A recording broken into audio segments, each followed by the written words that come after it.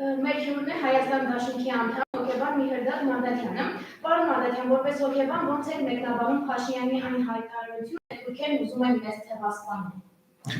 Փաշինյանը այդպես չի արել հայտարարությունը, ինքը տվեց հարցի ձևով, ասեց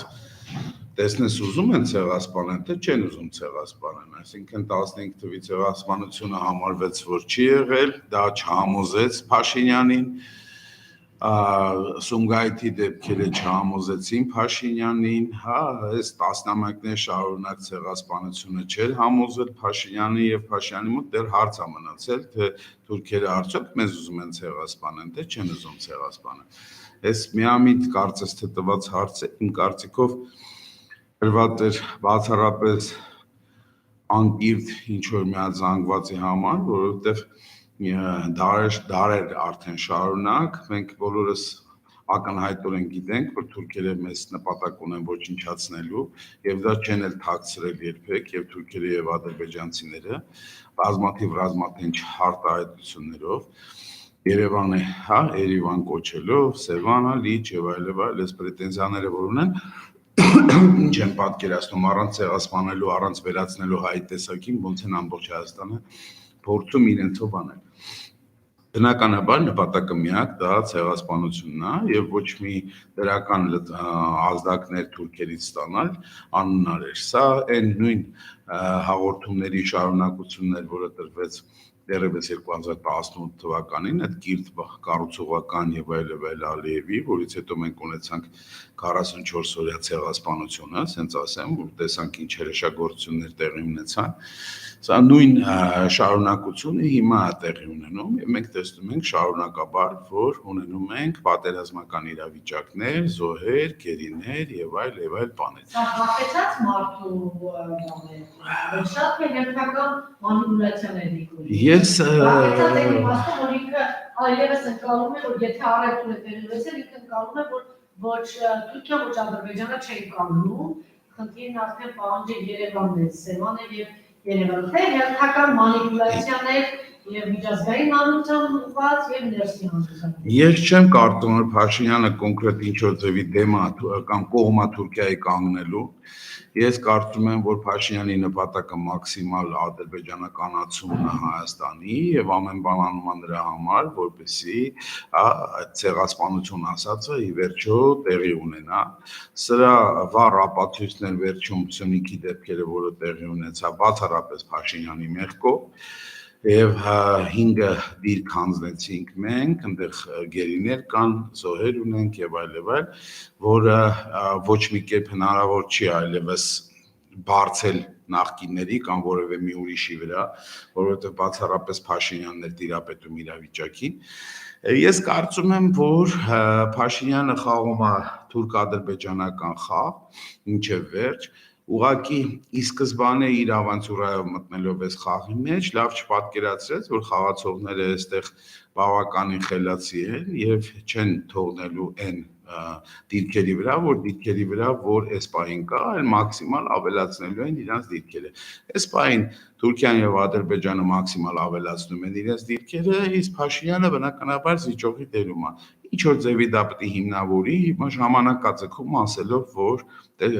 տեսնենք հələ հարցնենք հələ ցեղասպանելու նպատակ ունեն, թե չէ։ Ես կարծում եմ, որ այդ հարցը ակտուալ չէր, ծիծաղելի էր եւ ընդհանրապես նման հարց բարձրացնողը հայ կոչվելու իրավունք չունի։ Գոնե մոտակա պատմությունը հիշելով մենք պետք է կարողանանք վստահորեն ասել, որ թուրքերը այլ նպատակ երբեք չեն ունեցել եւ չեն էլ ունենալու, որտեղ այսօրվա դրությամբ տեսնում ենք ինչ որ տարածքներ զիջելուց հետո թուրքերը եւ ադրբեջանցիք նոր տարածքների ակնկալիքներ ունեն, նոր սպառնալիքներ են հնչեցնում եւ նոր կերպով փորձում են Հայաստանը ոչնչացնել իսպար։ Պարոն Մանդատյան, մեկ հարց, ուզում գերիները հերոսներ էին, այժմ թշնամիներ, ինչ կասեք դրանց կապված։ Տեսեք, գերիների նկատմամբ բոլոր պատերազմների ժամանակ եղել է համապատասխան վերաբերմունք եւ այդ համապատասխան վերաբերմունքը հիմնավորված է եղել, то есть գերի ընկնելու պայմաններն են հաշվի առել եւ այլ իրավիճակներ։ Գերիների հերոսացումը ամենասարսափելի բանն էր, որը արեց Նիկոլ Փաշինյանը, այդ տարածել է, որ գերիները հերոսներ են եւ այլ, ինչի շնորհիվ վերջերս Սիսիանում տեղի ունեցած դեպքերում մենք ունեցանք massայական, գերի ընկնելու process-ներ եւ զենքը ձեռքին ժողովուրդը փոխանակ պաշտպաներ իր հայրենիքը, ավտոմատ սկսեց հանձնվել ադրբեջանցիներին։ Սրա վրա բավականին ակտիվ աշխատել է իշխանությունը, սկսած այն շրջանից, երբ որ հերոստակապ էր ստեղծում գերիների հետ Գյումրիից, եթե կհիշեք պատերազմից անմիջապես հետո եւ ներկայացնում էր, որ չուտ լինի մեր գերիները այնտեղ դրախտային պայմաններում չեն ապրում, ներկայացնում էր, որ գերիները բոլորը ովքեր ընկել էին, որոնք որ շատ գոհ դեմքերով, երկու ոտքով, երկու ձեռքով հետ էին վերադառնում Հայաստան, ինքնաթիռից դուրս գալով, գոռալով, չգիտեմ, դուխով եւ այլ բաներ, այս մարդկանց ոչ մի բան չտրվեց, հարց չտրվեց, թե այդ ոնց ա եղել, որ դուք գերի եք ընկել ու որտեվ դուք պարտավոր եք եղել հայրենիքը պահել, իսկ դուք գերեվարվել եք։ Ես բնավ չեմ խոսում այն մարդկանց մասին, of course, տիպողաբար են գերի ընկել, то есть ինչ-ինչ պայմաններից ելնելով են գերի ընկել։ Այսօր խոսել նրա մասին, որ հիմա էլ բոլոր գերիները դավաճաններ են, սա նույնպես, նույն էքստրեմալության մյուս կողմն է։ 44-օրյա պատերազմի ժամանակ իմ արցախցի ընկերներից մեկը գնդապետ, ով մի ոտքից հաշմանդամ էր, դիակը բերեցին ինքնասպան եղած, տակից իրեն վերացրած, որպեսզի գերի չընկնի։ Ես կարծում եմ, այս ֆոնի վրա գերի ընկնողների իրավիճակը մի փոքր պետք է քննարկելի դարձնել։ Բայց գերիների վերաբերմունքը ցուցաբերվում է, գերիներին համապատասխան ճիշտ վերաբերմունք ցուցաբերվում է սովորաբար այն դեպքում, երբ որ մենք ուզում ենք հայրենասիրություն, երբ որ մենք ուզում ենք բանակի ոգի պահել, իսկ եթե մենք ուզում ենք բանակի ոգին ոչնչացնել, ապա գերիներից ցարկում ենք հերոսներ, ինչի ասում եմ վառ արտահայտում եղավ Սյունիքի դեպքերը վերջերս, որտեղ 5 դիրքից 3-ը ոչ մի կրակոցով ուղղակի խմբակային գերեվարման են գնացել եւ հիմա այս մարդկանց պետք է կարողանանք հասկանանք ոնց ենք մենք ընդհանրապես ընկալում։ Իմիջիայլոց ասեմ, որ ես սրանց էլ առանձնահատուկ չեմ մեղադրում, որովհետեւ զինվորը ով որ պոստապահում պետք է կարողանա հասկանալ, որ ինքը մեջքին կանգնած ունի պետություն եւ այդ պետությունը հասկացար ամեն կերպ փորձելու է այդ իր պահած պոստը մեջքից իրեն օգնել, այլ ոչ թե խանգարել եւ հասկանալով, որ այդ միջադեպը Սյունիքի ստեղծվել է հենց պետության ղեկավարի կողմից եւ հասկանալով, որ այսօրվա դրությամբ հրանք կա չկրակելու եւ այլ իրավիճակների, այստեղ էլ կարելի է հասկանալ, թե ինչի են մարդիկ գնացել գերեվարման։ Գիտեք, մենք կարող ենք բազմաթիվ բաներ քննարկել, բայց մենք այսպեսին չենք եղել։ 90-ական թվականների ազատամարտի ժամանակ մենք գերի չենք հանձնվել։ Մենք մինչև վերջ պայքարել ենք եւ ազատագրել ենք մեր հողերը։ 2016 թվականին ապրիլյանի ժամանակ մենք այսպեսին չենք եղել։ Մենք զոհեր ենք տվել, մենք զոհ ենք ընկել, մենք ունեցել ենք Աբաջան, մենք ունեցել ենք տարբեր հերոսներ մոնտե Աբաջան, ում մասին մենք այսօր խոսում ենք, եւ գերի ընկնելը չի եղել մեր տրենդը, ասենց ասեմ, որը որ մենք այսօր ունենք եւ այսօրվա այս տրենդները, որը որ թելադրված է բացառապես Նիկոլ Փաշինյանի եւ իր իշխանության կողմից, միակ մեղավոր դրա պետք է համարենք Նիկոլ Փաշինյանին եւ միակ ելք է իրավիճակից իհարկե Նիկոլ Փաշինյանի եւ այս իշխանությունների օր առաջ հեռանալն է, որով կկարողանանք փրկել մեր հայրենիքի գոնե այն հատվածը, որը այսօր մնացել է։ Պարոն Մադաթյան, ինչպես գիտենք, Ադրբեջանի հանրությունը շարունակում է ծաղրել հետևարչապետ Նիկոլ Փաշինյանին։ Դուք որպես հոգեբան, ինչպես մեկնաբանեք այս իրավիճակը։ Գիտեք, եթե որպես հոգեբան, ապա ասեմ, որ պարտված կողմը միշտ էլ ծաղրանքի է արժանանում եւ այդ սին գաղափարը, որ հաղթողը պիտի մեծահոգություն ունենա եւ այդ մեծահոգաբար չագնա այդ քայլերին, ես չեմ տեսել ու չեմ էլ որևէ կերպ դա ընկալում։ Եթե վերցնեք նույն հայրենական պատերազմի ժամանակ, երբ որ ֆաշիստները գրավում էին, դեպի Ռուսաստան տարածքները, գրավելուց հետո ծաղրում էին բնականաբար, մենք շատ լավ գիտենք համակենտրոնացման ճամբարների կուլտուրան, չէ, որ իրենք ներմուծել էին եւ այլ բաներ, բազմաթիվ ֆիլմեր կան նկարած, ինչի հակառակը անում էր սովետական բանակը, երբ որ գրավում էր գերմանացիներին։ Դրանց ասել, որ կամ նույն Հիտլերին ներկայացում էր ամենածաղրալի կերպով պատերազմից հետո եւ այլն։ Պարտված կողմը միշտ ծաղրանքի է արժանի, եւ սա է խնդիրը, որ մենք դեռևս տարվա սկզբին ասում էինք, որ պարտված կողմը չի կարող նստել բանակցությունների, չի կարող պաշտպանել որևէ մի շահ, չի կարող լինել այն գարանտը, այն ներկայացուցիչը, այն հայերի, ովքեր հայրենիք ունեն, ովքեր չեն համարում իրենց պարտված, ովքեր Արցախին դեռևս չեն վախենում Արցախ անվանել, չեն վախենում Արցախի դրոշից եւ այլ բաներից։ Այսօր մենք ունենք վարչապետ, ով Ալիևի հրահանգով վախենում է այցելել Արցախ, վախենում է բարձրաձայնել Արցախ անունը, շարունակաբար ասելով Լեռնային Ղարաբաղ, անվանումը, վախենում է Սյունիք նույնիսկ բարձրաձայնել, այսօրվա դրությամբ ամեն առիթով արտահայտելով որպես Զանգեզուր։ Այսօր մենք ունենք վարչապետ, որը կարծես թե Հայաստանն է ներկայացնում, ով հաճույքով հայկական տարածքները անվանում ադրբեջանական անվանումներով, եւ մենք տեսնում ենք մի մարդ, ով ոչ մի կերպ չի կարող ներկայացնել հայ շահեր։ Նույնիսկ եթե մի պահ ենթադրենք, որ Փաշինյանը այս պահին ունի, չգիտեմ, մեծ հայրենասիրություն, ինքը հնարավորություն չունի դա ներկայացնելու։ Իր պերսոնալ լիարժեք վարկապեկված է միջազգային բեմահարթակի վրա եւ ոչ մի պետության առաջի դեմք չի ուզում իրեն ընդունել։ Եկեք հիշենք Փաշինյանի հպարտ գուլպայական հարաբերությունները Կանադայի ղեկավարի հետ, եկեք հիշենք հպարտ հարաբերությունները Վրաստանի այդ շնային հարաբերությունները փոխանակման, եկեք հիշենք Ֆրանսիայի ղեկավարի հետ, ինչ ունեինք մենք 2018 թվականին, երբ որ Փաշինյանը եկավ եւ դեռևս իրեն չէին ճանաչում, եւ եկեք հասկանանք ինչ ունենք մենք այսօր։ 44 օրյա պատերազմ, որի մասին ոչ մի իր բարեկամ այդ գուլպաները հագած ղեկավար չբարձրաձայնեց, չդատապարտեց, առ այսօր մենք չունենք ոչ մի նման մարդ, ով կանգնած է իր մեջքին, ով այսօրվա դրությամբ ասում է, Փաշինյանը իմ ընկերն է։ Բոլորը հրաժարվել են իրենից, ինքը մնացել է մենակ։ Սա էլ նախկինները չեն։ Սա էլ իր բարեկամներն են, ում հետ եռագույն գուլպաներ էին հագնում, դեմո էին անում եւ ժողովրդին կերակրում էին տարբեր սին, ինչ որ պոպուլիստական գաղափարներով։ Ուզում եմ ասեմ, գիտեք, երբ որ մենք խոսում ենք Փաշինյանի մասին եւ փորձում ենք ինչ որ քննադատական խոսքեր ասել եւ այլն,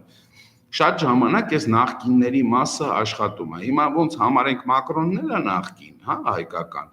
Ինչ համարենք, Պուտինն էլ է նախկին, Մակրոնն էլ է, Վրաստանի նախագահը, բոլորը նախկիններ են դարել, այսօրվա դրությամբ միակ նորը ու միակ ակտուալը Նիկոլ Փաշինյանը, չէ, ուղղակի ոչ մեկը չի կարող հարգել մեկին, ով իր տունը ինքն իր ձեռքով այրում է, վաճառում է, ով իր տանը գենոցիդ է կազմակերպում, թույլ է տալիս, որ գենոցիդ կազմակերպվի, ով ինքը իր պատերազմը չի փորձում հաղթել։ Գիտեք, երբ որ մեկի հետ գնում ես օգնելու, կռիվ անելու, պիտի ինքը պայքարի, դու էլ կողքից օգնես։ Եթե ինքը ոչ մի բան չի արել, չի գալու կանադացին իմ սահմանը պահելու։ Ես պիտի իմ սահմանը պահեմ, դժվարություն ունենամ, չգիտեմ ով գա կողքից ինձ պատժկա անի, բայց ոչ մեկը չի գալու սահմանը պահելու, եթե ես ինքը չեմ պահում այդ սահմանը։ Եթե իմ մոտ տրենդը գերի հանձնվելը, ռուսը չի գալու իմ սահմանը պահելու։ Իսկ ով ասեց, որ ռուսը ավելի շատ հայ պետք է լինի, քան ես։ Հասկանում եք, մենք սպասումներ ունենք, որ ռուսը պետք է մեր տեղը սահման պահի, մեր տեղը աշխատի մեզ կերակրի, մեր տեղը ինչ որ բաներ անի, չի անելու, ոչ մի ազգ չի անելու եւ մենք էլ չէինք անի ոչ մեկի համար։ Սա նորմալ երևույթ է։ Մենք ինքներս պետք է ինչ որ մի բան անենք, որի դիմաց մենք ստանանք նաեւ օգնություն, եթե դրա անհրաժեշտությունը կա։ ու այսօրվա դրությամբ քարկոծել հապկին, Ռուսաստանի եւ այլ իրավիճակներին, սա նույն բանն է, որ ձեռքերս ցալեմ, նստեմ, ասեմ եկեք ինձ պահեք։ Այդպես չի լինում։ Գերիներին հերոսը կսարքի ասում եք ռուսը թողա մեր սահմանը պահի, չի պահելու, որտեղ քո պոստի զինվորները հանձնվում են գերի։ Քերադասում են հանձնվել գերի կենթանի մնալ, որտեղ հերոսությունն է դա։ Դա է հերոսությունը։ Փաստացի Մոնտեն չի հերոսը, ինքն է հերոսը, հասկանում եք։ Հոգեբանորեն մենք այսօր ունենք առաջնորդ դե յուրե, հա, որը չի ներկայացնում հայ ազգի ոգին։ Իմ ասածը սա է, ուստեղ նախքին նոր այս բաները թողեք մի կողմ։ Ուղղակի այս առաջնորդը չի ներկայացնում հայ ազգի այն պատմական ոգին, որը որ մենք միշտ ունեցել ենք։ Ազգ, որը ունեցել է Վարդանանք, Մամիկոնյան, ես չգիտեմ ինչ, ու այսօրվա դրությամբ ունի ինչ-որ մի հատ ստահակ, ով որ ասում է, որ գերիները դրանք հերոսներ են։ Չի ներկայացնում մեր ոգին, նա մեզ ներկայացնում է որպես սողուն այսօրվա դրությամբ, իսկ ես համոզված եմ, որ Հայաստանում սողուններ չեն ապրում։ Ապրում են բավականին բարձր գլխով ու հպարտ մարդիկ։ Ու այսօրվա դրությամբ սողուն ղեկավար ունենալու դեպքում, քանի որ ինքն է ներկայացնում միջազգային աշխարհում մեզ, հասկացել, մենք ամբողջովին ազգովին ներկայանում ենք որպես սողուններ արդեն։ Սա է խնդրի լուծումը, եւ երբ որ տարվա սկզբին ասում էինք պարտված ղեկավարը չի կարողանալու այդ հարցերը լուծել։ Մենք այսօր տեսնում ենք կամայական հանդիպումների, չգիտեմ, զրույցների եւ այլ շրջանակներում, որ այս մարդը չի կարողանալու այդ խնդիրները լուծել։ Բացի նրանից, որ աշխարհի բոլոր իր այդ ընկերները գուլպայական հարաբերությունների այսօրվա դրությամբ երես են թեքել Իրանից, բացի դրանից, որ չունի ինքը այսօր ոչ մի պատերժկապ, ոչ մի պլաստ, որի վրա կարող է հիմնել, այսօրվա դրությամբ հասկացել ինքն էլ չի կարողանալու ներկայացնել։ Այս մարդը հայ չի, հայերեն չի խոսում, հայերեն չի կարողանում ներկայացնել։ Հայերեն լեզվի մասին չի խոսքը, ոգու մասին է խոսքը։ Հայերեն չի ներկայացվում, հայերեն խոսքի տեր չի դառնում, հասկանում եք։ Էս է սա խնդիրը։ Այս մարդը ավելի շատ թուրքական մոտեցում է ցուցաբերում հայերի նկատմամբ, քան հայկական։ Ու այսօրվա դրությամբ եթե կան հայեր, որոնք որ հանգիստ կարան նստեն տունը, չայ խմեն, ու նայեն, թե ոնց է Հայաստանը վերածվում մի հատ ինչ-որ ամորֆ վիճակի, ու պրոստը նստած սպասում, թե ով կգա իրան օգնի։ Ռուսը կգա մեզ կօգնի, մյուսը կգա, ոչ մեկն է չի գալու մեզ օգնի։ Ոչ մեկը։ Այսպես մնալու ենք ու կոտորվենք, որտեվ եթե մենք այսքան սող ունենք, ուրեմն մեզ չի հասնում ունենալ պետություն եւ հայրենիք։ Այո, ոչ մեկը չի գալու մեզ օգնի, որտեղ մենք սովորել ենք այս ընթացքում, ինչ որ մեկը մեր տեղը պետք է անի, ոչ մեկը մեր տեղը չի անել։ Կամ մենք դուրս կգանք, կանենք ինչ որ մեկը մեզ կօգնի, այդ ժամանակ կօգնի։ Կամ մենք նստենք տներում ու ոչ մեկը չի գալու ու չի պահելու մեր սահմանը։ Չի պահելու, ռուսը ինչի պիտի գա սահման պահի, եթե մենք գերի ենք հանձնում, որ հերոս լինենք։ Հերոսանալու հեշտ ձև կա, չէ՞ իմ արդեն։ Գերին կնել։ Սո, սա թելադրվել է Նիկոլ Փաշինյանի կողմից։ Չկա այդպիսի բան աշխարհի ոչ մի երկրում, ոչ մի պատերազմի ժամանակ։ Ոչ մի պատերազմի ժամանակ գերին հերոս չի եղել։ Գերության հանգամանքները քննվել է, որից հետո պարզվել է այս մարդը հերոս է, թե հերոս չի, եւ եթե նույնիսկ ինքը պատահաբար, հա, ինչ հանգամանքներից ելնելով ստիպողաբար է եղել գերի, մեկը ինքը հերոս չի։ Ինքը ստիպողաբար որոշակի զրկանքներ ա կրել եւ այլ իրավիճակներ։ Սրան հերոս չեն տվել։ Հերոսը Մոնտեն է, հերոսը Աբաջանն է, հիմա սա ունա նույնն է։ То есть այն տղեկը, որ Սիսանի պոստերը զենքերը դրել են ու հանձնվել են Թուրքին ու Աբաջանը նույն հարթակի վրա են մեր մոտ, հա։ Էսա բերեն Նիկոլ Փաշինյանը որպես արժեք մեր մոտ ներմուծել։ Ու այս ազգը մատաղ հորդի խանդավառությամբ գնում էր այրոպորտ, դիմավորում էր այդ համալոտները, ընդել կերած խմած երկու հատ հաստավից, հասկացար, ձեռքերով, ոտքերով, ասալ գոռում էին դուխով։ Հա, հայտի չի որտեղից են եկել։ Համալոտի մեջ ասում էին դուխով, ու ոչ մեկ չէր ասում այդ ձեռդ, որ բարձրացնում ես հայվան, չէր կարա կրակեիր, ինքդ քեզ կրակեիր։ Այդ Աբաջանը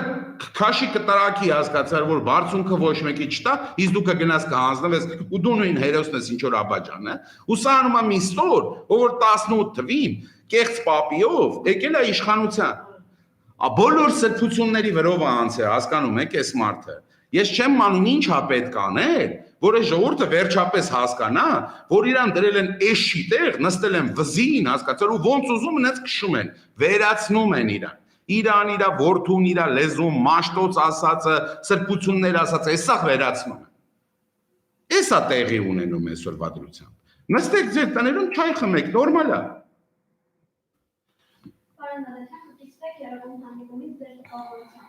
Սարսափելի։ Ինչ ասեմ, երակողմ հանդիպում իրականում չի եղել է երկկողմ հանդիպում, որտեղ մի հատ մեբել էր նստած հետները, հասկացա, սենց ասեմ, ով էլի իրա փայլեց իրա հասկացար անգրագիտությամբ ռուսերեն լեզվի, ով հատուկ սելֆի դրեց, ես չգիտեմ դա երակողմ պայմանավորվածությամբ ա եղել թե չէ այդ սելֆի դնելը բարկացած ինչ որ սենց զզվանքով դեմքով նայելով Ալիևի, ես չեմ պատկերացնում ինչի համար էր դա ընդհանրապես պետք մանավանդ իրա կողմից ով ասում է որ Ալիևի այդ գործընկերներ են ու իրանք հանգիստ աշխատում են իրար հետ ով չբարձրացրեց գերիների հարցը չքննարկեց այդ հարցը ինչ երակողմ հանդիպում եթե երակողմ հանդիպմանը Հայաստանի շահերը պահում էր Ռուսաստանի նախագահ Երակողմ հանդիպումը ներկա էին երկու թուրքական ներկայացուցիչներ Ալիևը եւ Փաշինյանը եւ միայն մի մարդ ով ճիշտ է շատ կարող է պահել Հայաստանի շահերը մեր բոլորիս հույսը դա Վլադիմիր Վլադիմիրովիչ Պուտինի վրա է Այսինքն պայմանավորվել եւ ստորագրել ճանապարհների բացում եւ դրա դիմաց ոչ մի բան չուզել եկեք հասկանանք նոյեմբերի 9-ից հետո որևէ մի պայմանավորվածության ժամանակ Հայաստանը ինչ որ բան ուզել է Երակողմ հանդիպում լինում է, երբ որ կա երկու պահանջատեր կողմ եւ մի գարանտ։ Այս դեպքում մենք ունենում ենք երակողմ հանդիպում։ Մեկը մի բան է ուզում է մյուսը, մի բան է ուզում է գարանտն էլ փորձում է այս երկուսի, հա, մեդիատրի պես այս երկուսի պահանջները մի թղթի վրա զետեղել։ Մենք այսօրվա դրությամբ ունենք Ալիև, որ պահանջում է, Նիկոլ, որ տալիս է ու ոչ մի բան չի պահանջում, եւ Ռուսաստանը ինչ որտեղ ներսը փորձում է մտցնել ելնելով իր շահերից, ելնելով մեր շահերից, ինչ որ բաներ Երակողմ հանդիպում տեղի չի ունեցել։ Տեղի է ունեցել երկկողմ հանդիպում եւ մենք ուղարկել ենք Հայաստանից մի թրքամետի, ով հասկացած գնացել է ստորագրել է ճանապարհները բացելու մասին մի պայմանավորվածություն, պայմանագիր կամ չգիտեմ փաստաթուղթ, ոնց կանվանեն իրավաբանները լավ չգիտեմ, որի ընթացքում նույնիսկ չի կարողացել այդ փաստաթղթի մեջ մտցնել գերիների խնդիրը։ Նույնիսկ չի կարողացել առ այսօր պահի որոշակի խաղաղություն սահմանների վրա այն պայմաններով, որը որ նոյեմբերի 9-ին հա ստորագրվել է։ Նույնիսկ չի բարձրացվել այդ հարցը, то есть բարձրացվել այդ հարցը չի նշանակում է պրոստը վնգստալ ընդեր մի հատ նախադասությամբ։ Բարձրացնել այդ հարցը նշանակում է պահել դա։ Մինչև վերջ պնդել դա։ Ուղղակի մի բերան վնգստալ, որ նոյեմբերի 9-ի պայմանավորվածությունը չի կատարվել, սրանով հարց չբարձրացվեց։ Այդ նույն բանը ինքը կարող անել իրենց շենքի անկյունը։ Ոչ մի բան չփոխվեց դրանից։ Այս է սա խնդիրը։ Երակողմ պայմանավորվածություն չի եղել։ Եթե ուշադիր նայենք Նիկոլ Փաշինյանի ելույթին մատերը կոտրելով հասկացան են դեռահաս աղջկա նման, ով որ հիմա պետք է Չարենցյան ոտանավոր արտասանի, հասկացա մոտարապես այն հուզումները, որ ինքը ուներ, մենք պետք է ամաչենք, որ ինքը մեզ ներկայացնում է որևէ մի հարթակում։ Որտեղ չկար ворց առյուծի մռնչոց այլ կար ինչ որ sense փոքրիկ շնիկի վնգստոց, որը որ ես կարծում եմ ոչ մի հայ համար հաճելի չի։ Այսօր ժամը 2-ին Գորիսի դատարանը լսվում է համայնքավետ ընտրված Արուշ Արուշյանների համարձակություն ներկայացումը։ Տեսեք, ես կարծում եմ սա շատ կարևոր հարց, ընտրված Արուշ Արուշանյանն հիմա դատվում է եւ ես սրանով ուզում եմ դիմեմ բոլոր նրանց, ովքեր ասում են, որ Հանդիպությունը ոչինչ չի անում, հանդիպությունը պետք է ինչ-որ մի բան կազմակերպի, հանդիպությունն է մեղավոր եւ այլ իրավիճակներ։ Հենց հիմա դատվում է Արուշ Արուշանյանը։ Դա արդեն դատը սկսել է, չէ՞, թե որ չեմ սխալվում։